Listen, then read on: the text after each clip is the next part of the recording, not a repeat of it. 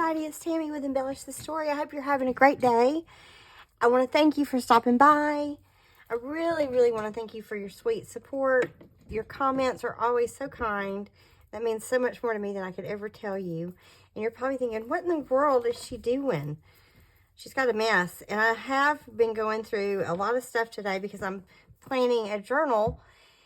And this is kind of a process I go through that I didn't know about when I first started. So I might call this tips for beginners or tips to keep your craft room neater. Because I have a small space that I craft in, very small. And I don't have room to go through everything, unpack everything every time I need a trim, which is what I used to do. Every time I needed one trim, I went through everything. So this has helped that process a lot. And I wish I had known this from the very beginning. And most of you probably have done this since the day you started making journals. And you're probably saying, well, bless her heart, she didn't know.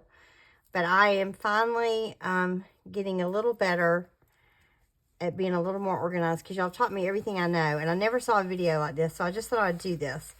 One thing I do is I go through and I just find what I want to use that goes with the digitals. So this digital set is girly. It's going to be a little Anne of Green Gables journal. And so I picked some pinks. And I may put a little blue in there. It's already sticking out at me going, you know, I don't match. But we'll see how that flows because there is some blue in the digital. But all this looks very pretty when I put them up against the journal digitals that I printed. This gives me a cohesive look in the journal, so I'm not all over the place as far as journaling goes. So that's another reason I like to do this. I have all my trims that I might want to use laid out. And then I just have a little command hook that I hang these from while I'm working over to the side over here. And then I just work from this. I can always go back through my stash and you know, pilfer through everything if I want to. But this prevents a lot of that mess. The other thing it does is it helps keep me from going to Etsy or to the store like Michael's, Hobby Lobby, trying to find things I really don't need. Like one thing I realized I did need was I need some pinker seam binding. And I need more of it because this is all I had of the pink that I liked with this. And I wish it really was a little more pink. So I just placed an order on Etsy for this seam binding. I probably could go to the fabric store, but I like to support my Etsy ladies out there. So that's one thing I do. So it's just on this little pin. If I had big safety pins, I would use those. And I just use the bulb pin. The other thing I do is I just got my fabric. I went through my fabrics and some of my bigger laces, and I put them all together. So I'm going to lay these over here. So I just laid out some of the fabrics that I might use. I may or may not use them. I certainly won't use all of them. But little bits of fabrics that I have. Since this is Anne of Green Gables, I knew I would want to use some eyelets. So I got out some of my eyelets.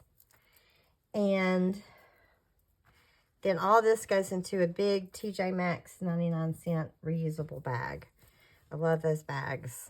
I get them almost every time I go. I like Battenberg, so I thought that would be, I could maybe incorporate some of that in here. That was a pretty pink silk. So this is just kind of the process I go through now, and I thought I would share that with my new journaling ladies, my new journaling friends.